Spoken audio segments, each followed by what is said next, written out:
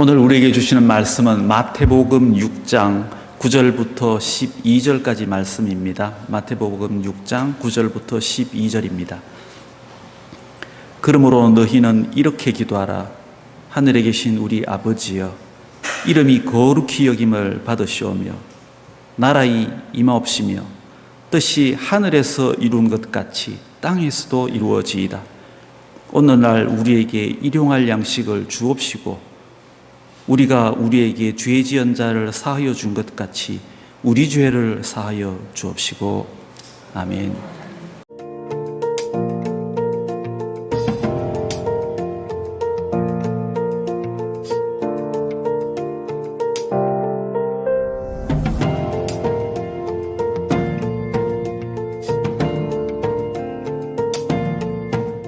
청년이 저한테 이런 얘기를 한 적이 있습니다. 아직은 제 나이가 어리지만은 사람의 마음에 평안을 얻는 것이 참 중요하다고 생각합니다. 저는 그 청년의 말에 깊이 공감했습니다. 나이를 분문하고 우리 마음에 평안과 안식이 없다면 참 우리는 불행한 시간을 보낼 수밖에 없을 것입니다. 이 세상에 재물을 얻고 사람들에게 성공했다는 말을 들어도 마음의 평안이 얻지 못한다면 참 우리는 불행할 것입니다. 이런 평화의 문제는 우리 개인의 문제만 아니라 가정에서도 일터에서도 사회에서도 국가 간에서도 이 평화는 절대적으로 필요합니다. 요즘과 같이 전 세상에 참 전쟁이 있고 갈등의 관계가 있는 이런 때야말로 우리는 평화의 중요성을 너무도 깊이 느끼고 있습니다. 그런데 우리는 성경 말씀을 통해서 평화를 얻는 길을 들을 수 있습니다. 또 듣고 있습니다. 평화를 얻기 위해서는 우리에게 필요한 것이 있는데, 가장 기본적인 것, 필요한 것이 있는데, 그것은 용서받고 용서하는 것입니다. 용서받고 용서함으로 우리는 평화를 얻을 수 있습니다. 용서를 받는다는 것은 근본적으로 창조주 하나님과의 관계에 있어서 그분에게 모든 죄를 용서함 받고 하나님과 평화를 누리는 것이고, 용서한다는 것은 나와 관계된 이웃관계에 있어서 용서함으로 관계가 화목하고 평화를 이루는 것입니다. 그러니 용서받고 용서하며 사는 삶이 얼마나 중요합니까? 우리 삶의 참된 화목함과 평화를 얻게 하는 중요한 요인이 될 수 있습니다. 그래서 우리 주님께서 너희는 이렇게 기도하라, 우리가 구할 것이 무엇인지 말씀해 주시면서 오늘 박생화 집사님 읽어주신 마태복음 6장 9절에서 12절까지 말씀해서 우리에게 말씀해 주셨습니다. 오늘 말씀 한번 다시 주목해 보십시오. 마태복음 6장 12절입니다. 우리가 우리에게 죄 지은 자를 사하여 준 것 같이 우리 죄를 사하여 주옵시고, 우리가 우리에게 죄 지은 자를 사하여 준 것 같이 우리 죄를 사하여 주옵시고. 우리 주님이 가르쳐 주신 용서를 위한 이 기도는 우리가 살면서 얻을 평화와 너무도 밀접한 관계가 있는 기도입니다. 우리는 일평생 살면서 이 기도 언제든지 잊지 말아야 하리라 생각합니다. 주님이 가르쳐 주신 용서를 구하는 이 기도를 위해 우리가 무엇보다 먼저 간구해야 될 것은 하나님과의 관계에 있어서 하나님께 용서받아 하나님과 평화를 누리게 해달라는 기도가 우리에게 절대적으로 필요합니다. 그것은 가장 기본적인 평화를 위한 차원이기 때문에, 출발점이 되기 때문에, 우리 사람이 하나님께 용서받아 하나님과 평화를 누리기 전에는 이 땅에 그 무엇으로도 참된 안식과 평화를 우리는 얻을 수 없기 때문입니다. 근본적으로 우리 모든 사람은 때가 되면 세상을 떠납니다. 세상을 떠나면 그냥 떠나고 없어지는 것이 아니라 하나님 앞에 서게 됩니다. 성경은 우리에게 분명히 말씀합니다. 히브리서 9장 27절 말씀입니다. 같이 읽겠습니다. 한 번 죽는 것은 사람에게 정하신 것이요 그 후에는 심판이 있으리니. 심판이 있다고 말씀하신 것은 우리의 죄에 대한 하나님의 판단이 반드시 있게 될 것을 말씀합니다. 처음 사람 아담의 범죄 이후로 우리 모든 사람은 다 죄 가운데 태어나 죄 가운데 살고 있고, 죄악이 이 세상에 들어옴으로 세상에 사망이 또한 들어왔음을 성경이 우리에게 말하고 있습니다. 우리 사람이 죄악 가운데 태어나 죄악 가운데 사는 그 증거는 바로 죽음이 우리에게 있다는 사실인 것이고, 성경은 그런 사실들을 늘 일깨워주고 있습니다. 모든 사람이 다 죄악 가운데 있으므로 하나님의 영광에 이르지 못하다니. 그리고 오늘 방금 읽은 말씀도 그 후에 심판이 있으리라고 말씀하고 있습니다. 그러니 사람이 이 땅에 사는 날 동안 근본적으로 우리를 판단하시고 심판하실 하나님과의 관계가 회복되지 않는다면, 하나님 앞에 용서받지 못한다면, 하나님과 평화를 이루지 못한다면 무엇으로 그 마음에 안식을 얻을 수 있고 평화를 얻을 수 있겠습니까? 우리 사람은 하나님의 형상대로 지음받은 사람입니다. 영적인 존재입니다. 그래서 하나님을 알만한 것이 우리 속에 있습니다. 선을 좋아하고 악을 미워하는 마음이 우리에게 있습니다. 분별할 수 있는 마음이 우리에게 있습니다. 죄를 두려워하고 하나님의 심판을 두려워합니다. 겉으로는 하나님을 부정하는 사람까지도 그 속 사람은, 그의 영혼은 하나님을 갈망하고 찾습니다. 하나님을 알만한 것이 우리에게 다 있기 때문에, 하나님의 형상대로 우리가 다 지음받았기 때문에, 짐승이 아니기 때문에. 성경이 말합니다. 로마서 1장 19절의 말씀입니다. 이는 하나님을 알만한 것이 저희 속에 보임이라 하나님께서 이를 저희에게 보이셨느니라. 하나님을 알만한 것을 우리에게 주신 것을 우리는 양심이라 말할 수 있고, 하나님의 형상을 닮은 존재로서의 영혼을 가진 사람이기 때문임을 말씀할 수 있습니다. 그러니 우리 사람이 하나님께 나와 하나님과의 관계가 회복이 되고 하나님 품에 거하기 전에는 무엇으로 우리 마음에 참된 안식과 평안을 누릴 수 있겠습니까? 어느 성공한 기업인이 강연자로 나서서 강연을 했습니다. 수많은 사람이 모였습니다. 한마디 한마디 귀담아 들었습니다. 성공의 키를 잡기 위하여 주목하여 들었습니다. 강연이 무르익어 갈 즈음에 이 강연자가, 이 성공한 기업가가 아무도 예상치 못한 이런 말을 했습니다. 여러분, 강연하며 여러분에게 전해주고 싶은 이야기 많이 있지만 솔직한 제 심정을 하나 털어놓고 싶습니다. 나는 마음에 평안이 없습니다. 사람들은 나를 부러워하고 내가 성공한 사람이라 하고 돈을 많이 번 사람이라 인정하고 부러워할지 몰라도 나는 마음에 평안이 없습니다. 내 마음의 평화를 얻을 수 있는 길이 있다면, 그 방법을 안다면 내 성공을 다 드리고 내 재물을 다 드려서라도 그것을 얻고 싶습니다. 그렇게 말하는 그 기업인의 두 눈에서는 눈물이 주르르 흘러내렸습니다. 그 기업인이 간절히 찾는 평화, 이 세상이 찾고 있는 평화고 우리 모든 사람이 찾고 있는 평화예요.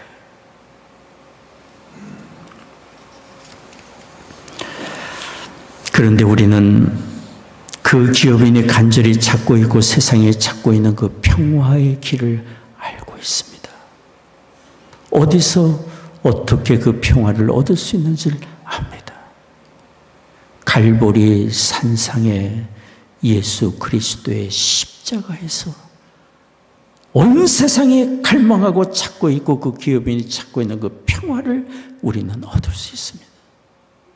예수님의 십자가에서 우리를 향한 하나님의 사랑이 보여 증거되고 있고, 우리가 얼마나 죄악된 존재인지 그 문제가 우리 스스로 해결할 수 없지만 하나님의 사랑으로 다 해결되었음을 발견할 수 있기 때문에, 사람이 자기의 죄 문제를 스스로 해결할 수 있다면 하나님의 아들이 이 땅에 오실 이유가 없었을 거예요.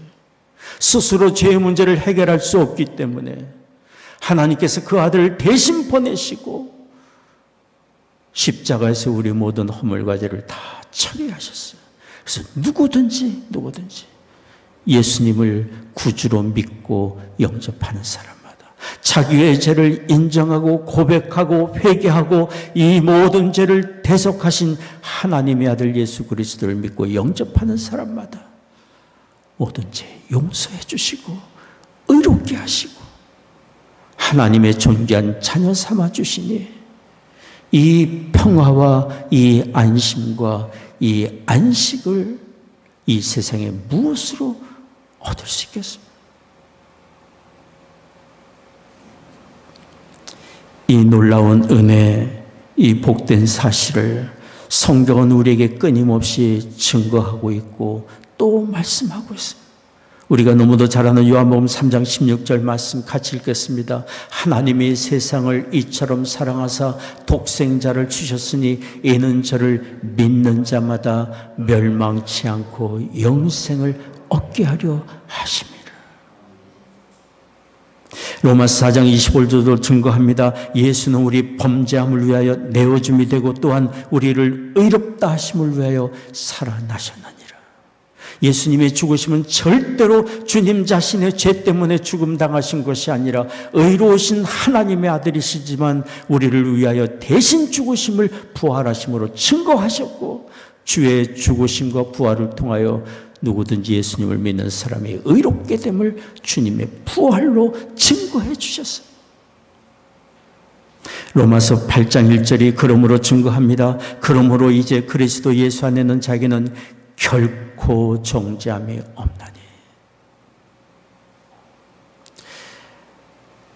하나님 앞에서 정죄함 받지 않는 사람, 하나님 앞에서 의롭다 인정함을 받고 하나님께 사랑받는 자녀의 신분을 얻게 되었으니 우리 안에 세상에 주지 못하는 안심과 평화가 임하게 되는 것입니다. 하나님은 우리 모든 사람이 이 은혜를 받아 누리기를 원하십니다. 하나님의 이 준비된 은혜를 알고 하나님 품으로 나아오기를 원하십니다. 그래서 날마다 하나님의 성령으로 우리의 심령의 문을 두드리시고 또 두드리시고 두드리시는 것입니다. 믿음은, 신앙은 우리를 부르시는 하나님 앞에 응답하는 것입니다. 부르시는 하나님 앞에 예, 제가 여기 있습니다. 응답하는 것입니다. 하나님의 부르심에 응답한다면 우리는 이렇게 하나님 앞에 기도하고 응답할 수 있습니다. 하나님, 나는 스스로 구원할 수 없는 허물과 죄악된 존재입니다. 그러나 하나님의 아들이 나의 모든 죄를 십자가에서 다 처리해 주신 것을 믿습니다. 이 시간 나의 모든 죄를 회개하며 예수님을 나의 구주로 믿고 영접합니다. 나를 받아주옵소서. 하나님 앞에 진실한 마음으로 이렇게 고백하고 이렇게 믿음으로 고백한다면 하나님이 우리의 이런 믿음을 고백을 들으시고 받으시며 성경에 기록해 주시고 약속해 주신 하나님의 모든 은혜를 우리에게 내려주실 것입니다. 죄 용서하심과 의롭게 하심과 영생과 하나님의 나라와 하나님의 자녀의 권세를 우리에게 허락해 주시고 이 세상에 사는 날 동안 악한 자가 건드리지 못하게 하시며 하나님의 사랑의 돌보심 속에 참된 평안과 기쁨과 소망을 누리며 살게 해 주십니다. 그런데 우리가 주 예수 그리스도를 믿음으로 하나님의 자녀가 되어 하나님 품 안에서 참된 평안을 누리고 있다면 우리에게 여전히 남은 과제가 있습니다. 이 평화를 유지하며 사는 것입니다. 우리는 구속함을 받아 하나님의 자녀가 되었지만 아직 이 세상에 살아가야 될 사람들이고, 이 세상은 험한 죄악의 유혹과 시험에 가득 찬 세상이고, 우리는 연약한 육신을 입고 사는 사람들이기 때문에 평화를 얻었지만 평화를 누리지 못하고 갈등과 실망과 실패 속에 살아갈 수도 있기 때문에, 하나님의 자녀가 그렇게 살다면 하나님을 절대로 기쁘시게 해야 되는 일이 아니지 않습니까? 이 세상에 살면서 거듭난 사람으로서 하나님의 은혜를 드러내고 사랑을 드러내며 영광된 하나님의 나라를 증거하며 살아야 될 사람인데, 자기 하나 간수하지 못하고 평안을 제대로 누리지 못하고 주신 그 은혜 풍성히 누리지 못하고 갈팡질팡하며 산다면 그것은 얼마나 손해보는 생활입니다. 손해보는 인생입니다. 주신 평화 마음껏 누리고 풍족하게 누리며 살기 위해서는 우리 자신을 다스려야 합니다. 우리 자신을 다스려야 합니다. 육신의 정욕을 쫓고자 하는 요구를 다스리며, 함께 오늘 우리가 찬송을 부른 것처럼 하나님을 기쁘시게 해드릴 거룩한 목적을 가지고 우리의 삶을 경영해 가야 합니다. 우리 힘만으로는 부족할 것입니다. 그래서 하나님께서는 보혜사, 우리를 도우시는 성령을 우리에게 보내주셨어요. 그래서 우리 육신의 감정과 요구를 쫓아 살 것이 아니라 우리 안에 임재하고 계시는 하나님의 성령의 깨워주심을 쫓아 살도록 우리를 인도하고 계십니다. 성경을 같이 보겠습니다. 갈라디아서 5장 16절 말씀입니다. 갈라디아서 5장 16절 말씀 같이 읽겠습니다. 내가 이르노니 너희는 성령을 쫓아 행하라. 그리하면 육체의 욕심을 이루지 아니하리라. 신앙은 선택입니다.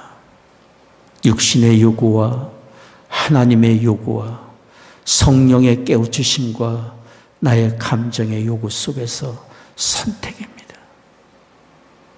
내가 구속함을 받은 거룩한 하나님의 자녀임을 알고 우리의 삶의 방향의 거룩함을 쫓아 하나님을 거룩함을 본받아 살도록 부르심을 받은 것을 안다면 우리는 어느 쪽을 선택해야 할지 선택할 수 있습니다.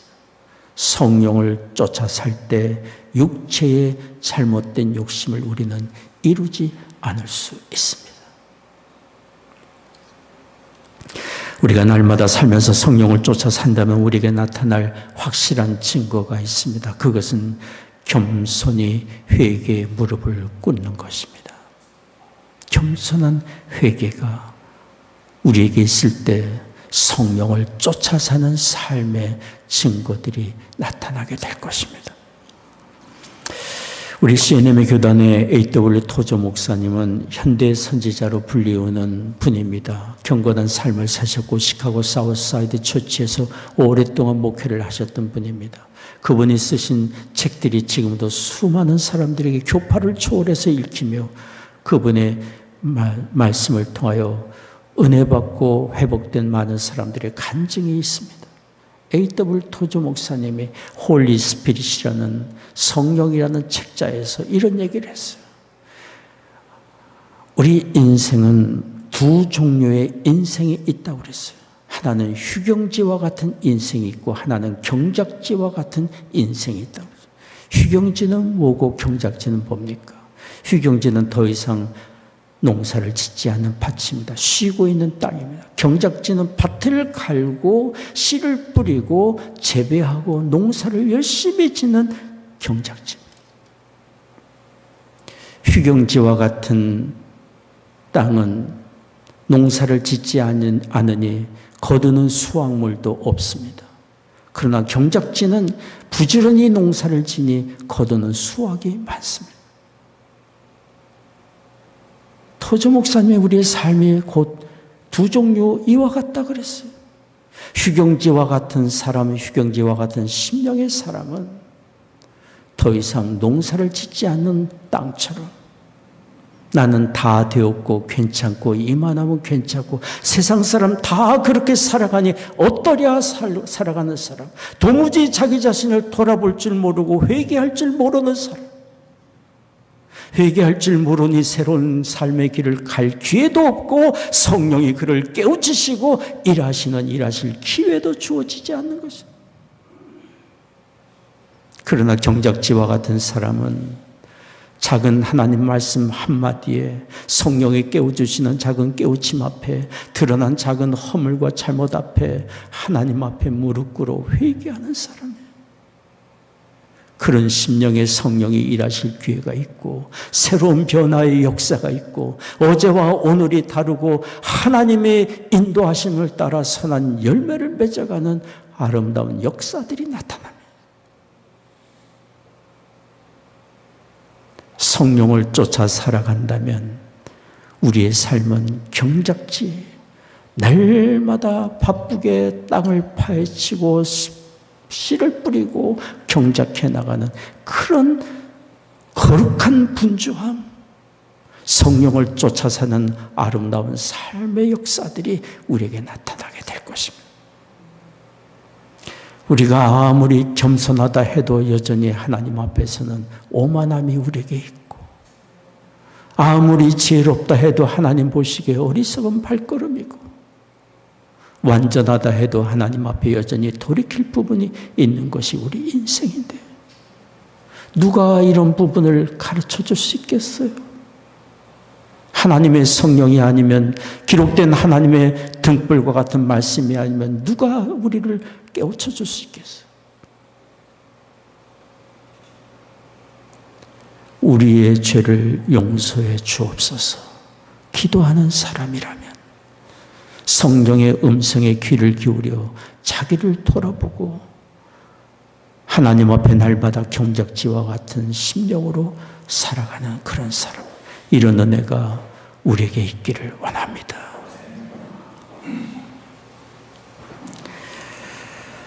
하나님의 은혜는 낮은 곳으로 임합니다.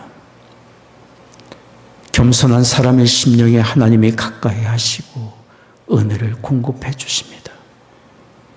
호세아 5장 15절의 말씀입니다. 여러분 보이시면 같이 읽겠습니다. 내가 내 곳으로 돌아가서 저희가 그 죄를 뉘우치고 내 얼굴을 구하기까지 기다리리라. 우리에게 은혜를 주시려고 모든 것 준비하고 계신 하나님께서, 긍휼과 자비에 풍성하신 하나님께서, 선한 길 인도하시려고 모든 것 다 계획하고 계신 하나님께서 우리를 기다리고 계신다고 말씀하고 있습니다. 그 죄를 뉘우치고 내 얼굴을 구하기까지, 내 온층을 구하기까지 내가 기다리리라. 또 이사야 59장 1절 2절이 증거합니다. 여러분 보이시면 같이 읽겠습니다. 여호와의 손이 짧아 구원치 못하심도 아니요 귀가 둔하여 듣지 못하심도 아니라 오직 너희 죄악이 너희와 너희 하나님 사이를 내었고 너희 죄가 그 얼굴을 가리워서 너희를 듣지 않으시게 하매니라. 은혜를 주시는 하나님 앞에 은혜를 받는 우리가 되기를 원합니다.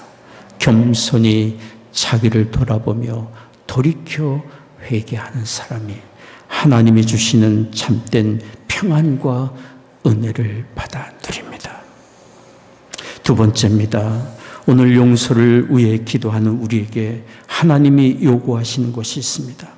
그것은 우리가 하나님께 용서받기를 원하듯이 다른 사람을 용서하는 것입니다. 우리가 하나님께 긍휼의 은혜를 받기를 원하듯이 다른 사람을 긍휼히 대접하는 것입니다. 그래서 우리 주님께서 이렇게 기도하라고 하신 것 아닙니까? 마태복음 6장 12절 다시 읽겠습니다. 우리가 우리에게 죄 지은 자를 사하여 준 것 같이 우리의 죄를 사하여 주옵소서. 우리 주님은 또 이렇게 말씀하셨어요. 마태복음 6장 14절 15절 말씀 같이 읽겠습니다. 너희가 사람의 과실을 용서하면 너희 천부께서도 너희 과실을 용서하시려니와 너희가 사람의 과실을 용서하지 아니하면 너희 아버지께서도 너희 과실을 용서하지 아니하시리라. 스스로 해결할 수 없는 우리의 모든 죄를 하나님께서는 갈보리 산상의 예수님의 십자가에서 다 해결해 주시고, 누구든지 자기 죄를 회개하고 예수님을 믿고 영접하는 사람마다 모든 죄의 용서함 받고 의롭다함을 얻으며 영생과 하나님의 나라를 얻고 하나님과 평화를 얻게 된다고 하신 말씀, 불변의 말씀이에요. 그런데 너희가 너희 형제의 잘못을 용서하면 내가 너희를 용서하겠다고 하나님이 또 말씀하십니다. 지극히 조건부적으로 들리는데, 주께서 우리에게 이렇게 말씀하신 것은 하나님께 받은 용서의 은혜, 참된 그 평화를 누리기 위해서 형제와의 관계에 있어서 내가 하나님께 용서받은 사람처럼 용서를 베풀며 살라고 우리에게 말씀하고 있는 것입니다. 하나님께 큰 용서함을 받고 평화를 얻었지만, 내가 누군가의 관계에 있어서 용서치 못하고 분개하고 원한을 품고 살고 미움을 가지고 산다면 우리의 마음에는 참된 안식도 없고 평안도 없을 것입니다. 하나님은 그런 조각난 평화 우리에게 주기를 원치 아니하십니다. 위장된 평화 우리에게 주기를 원치 아니하십니다. 하나님 안에서, 은총 안에서, 하나님의 용서 안에서 완전한 평화, 완전한 용서로 인한 평화를 받아 누리기를 원하고 계십니다.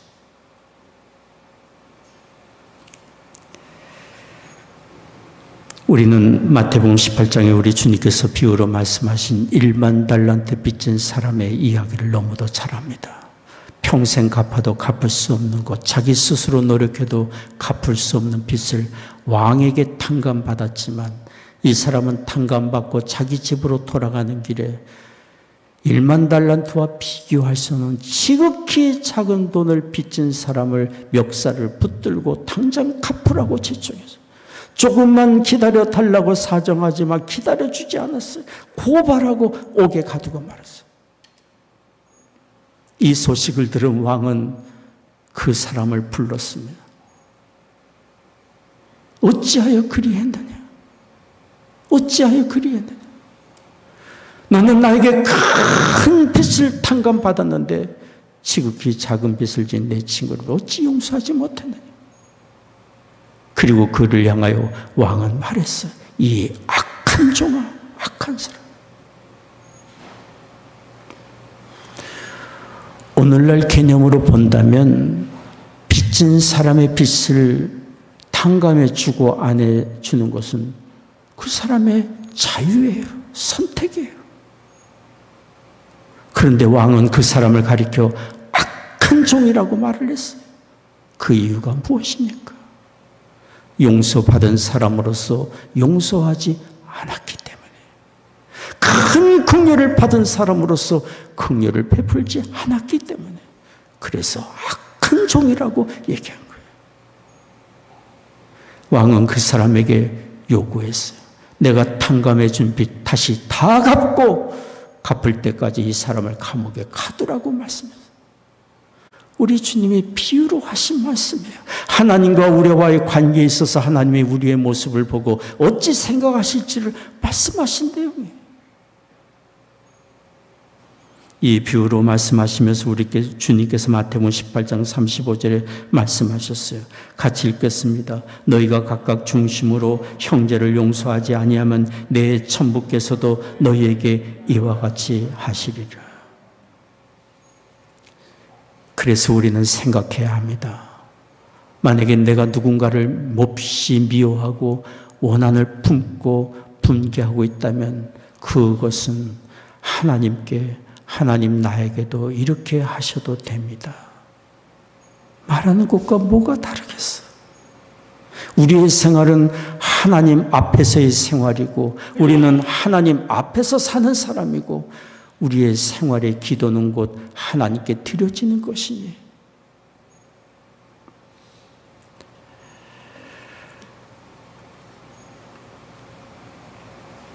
저는 최근에 어느 분이 정말 분노를 참지 못하고 공개적으로 모든 사람이 보는 페이스북에 그 사람에 대한 분노의 마음을 털어놓는 것을 읽어봤어요. 두 마음이었어요. 얼마나 화가 나고 얼마나 마음이 상했으면 이렇게까지 온 세상 모든 사람이 다 읽도록 공개적으로 페이스북에 분노의 마음을 표현했을까? 또 다른 한편으로는 이렇게까지 해야 됐을까? 우리의 약함의 모습.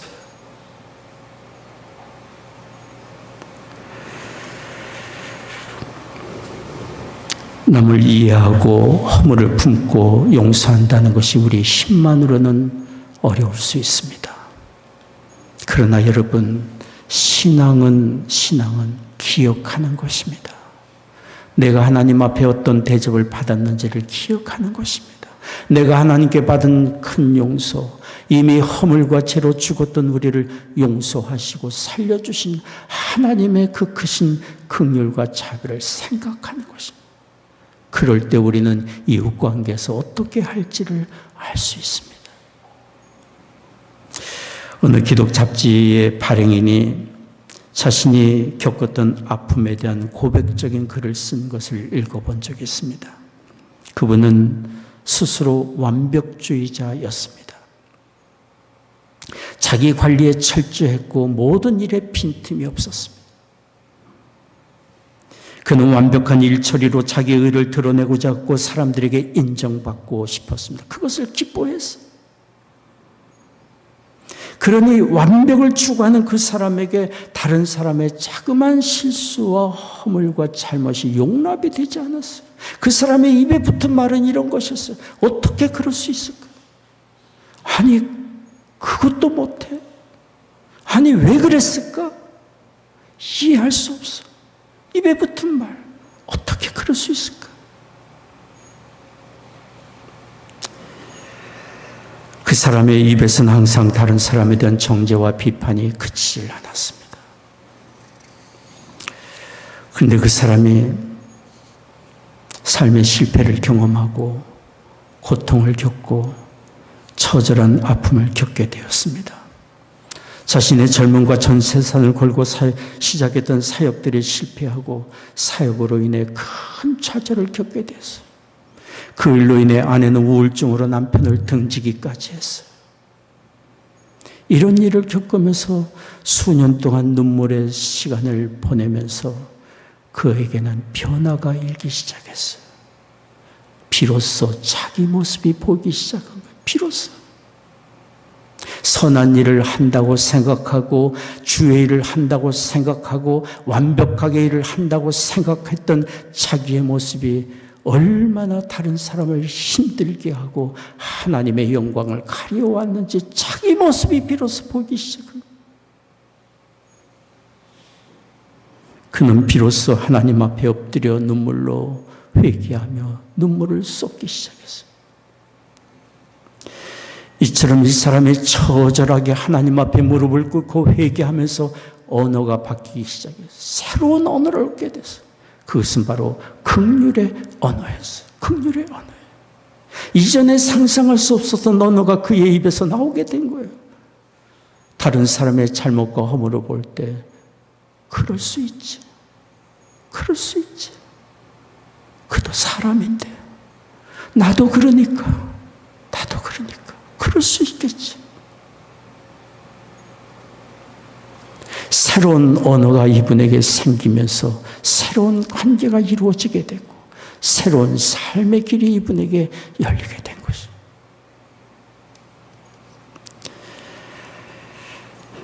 어느 분이 이렇게 말했습니다.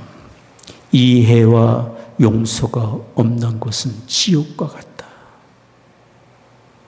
이해와 용서가 없는 것은 지옥과 같다.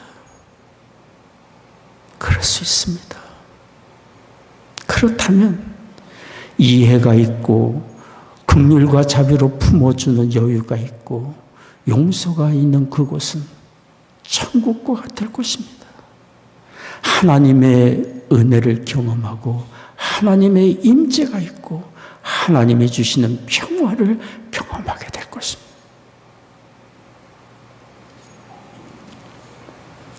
성경이 말합니다. 에베소서 4장 32절입니다. 여러분 보이시면 같이 읽겠습니다. 서로 인자하게 하며 불쌍히 여기며 서로 용서하기를 하나님이 그리스도 안에서 너희를 용서하심과 같이 하라.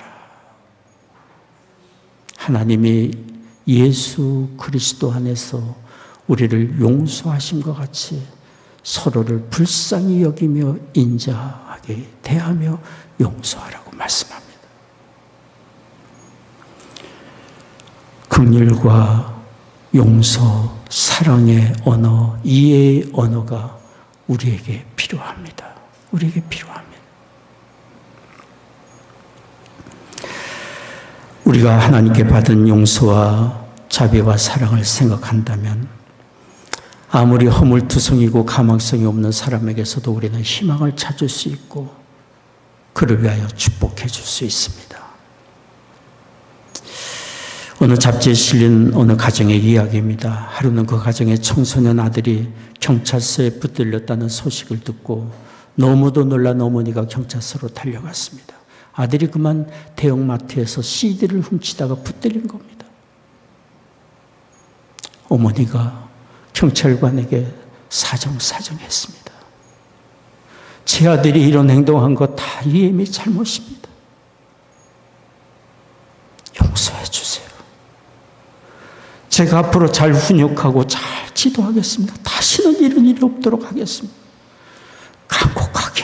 간곡하게 사정해서 아들을 데리고 경찰서에서 나오게 되었습니다. 그런데 아들을 데리고 경찰서에 나오면서 이 여성의 마음에 분함이 생기기 시작했어요. 억울함이 생기기 시작했어요. 어떻게 키웠는데 그 아들 키우기 위하여 힘든 일 마다하고 살면서 지금까지 살아왔는데 결국 행하는 것이 이거야. 화가 치밀었어요. 그러나 자신의 감정을 다스리고 이 여인은 아들을 데리고 짜장면 집에 들어가 짜장면을 사 먹였어요. 그리고는 집으로 데려갔어요. 얼굴을 들지 못하고 이제는 죽었다 생각하는 그 아들을 향하여 엄마가 손을 잡고 이렇게 말했어요. 아들아, 내가 행한 이 일보다 더 큰 잘못을 저지르고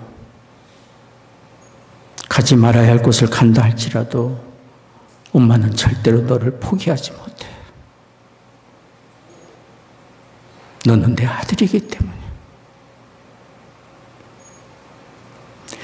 세상 사람 다 손가락질 너에게 한다 할지라도 엄마는 절대로 너를 잃어버리지 않을 거야.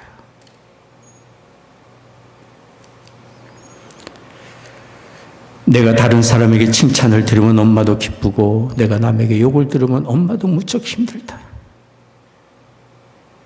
엄마는 믿는다. 내가 다시는 이런 일을 하지 않을 걸 믿는다. 그런데 엄마가 너에게 꼭 한 가지 들려주고 싶은 것이 있다. 그것은 엄마가 너를 이처럼 절대로 포기하지 못하고 사랑하는 것처럼 이 엄마의 사랑보다 더 크게 너를 사랑하시는 분이 계시다. 하나님 아버지께서 너를 사랑하신다. 그 증거는 하나님이 그의 아들 예수님을 우리의 죄를 위하여 십자가에 내어주신 거야. 그런 일평생 살면서 이 사실 절대로 잊지 말 거라. 너는 하나님께 사랑받는 존귀한 아들이야. 그리고는 이 엄마가 힘을 다해 아들을 끌어안아 주었어. 엄마도 울고 아들도 울고.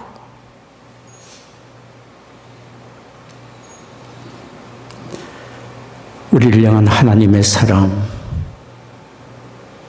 우리를 향한 하나님의 크신 용서와 긍휼과 자비의 은혜를 생각한다면 세상 사람 다 포기하고 가능성이 없어 보이는 그곳에서도 우리는 희망을 말할 수 있고 위하여 축복하며 기도해 줄 수 있습니다. 허물과 죄로 죽었던 우리를 살리신 하나님께서 우리의 삶의 모든 연약함도 품으시고 참으시고 기다리시며 용서하실 하나님이기 때문에 그런 용서와 긍휼과 자비의 은혜가 우리를 통해 흘러가기를 원하시기 때문에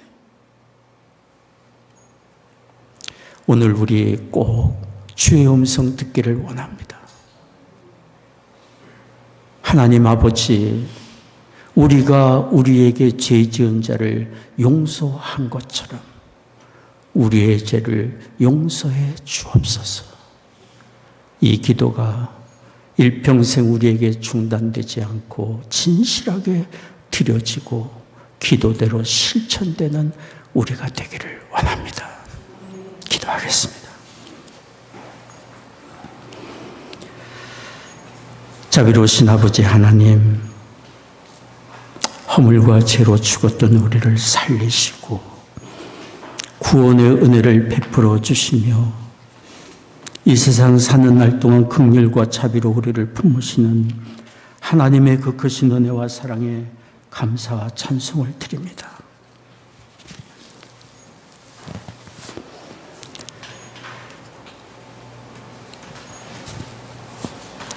하나님께 큰 용서받은 사람으로 참된 평화를 누리게 하옵시고 용서받은 자로 용서하며 사는 우리가 되게 하여 주옵소서. 하나님의 선하신 뜻 이루며 하나님께 영광 돌리는 우리가 되게 하여 주옵소서. 예배하며 이 시간 헌금을 드립니다. 우리의 삶을 드리며 우리의 심령을 드립니다. 허락해 주신 가정마다 믿음과 사랑으로 든든히 세워져 가게 하여 주옵시고 우리의 자녀들 이룬 가정과 학업의 현장과 일터에 하나님 크신 은혜 내려주시사 하나님과 참된 평화를 이루며 이웃과의 관계에 있어서 참된 평화를 이루며 사는 용서가 이루어지는 우리의 자녀들 삶 되게 하여 주옵소서.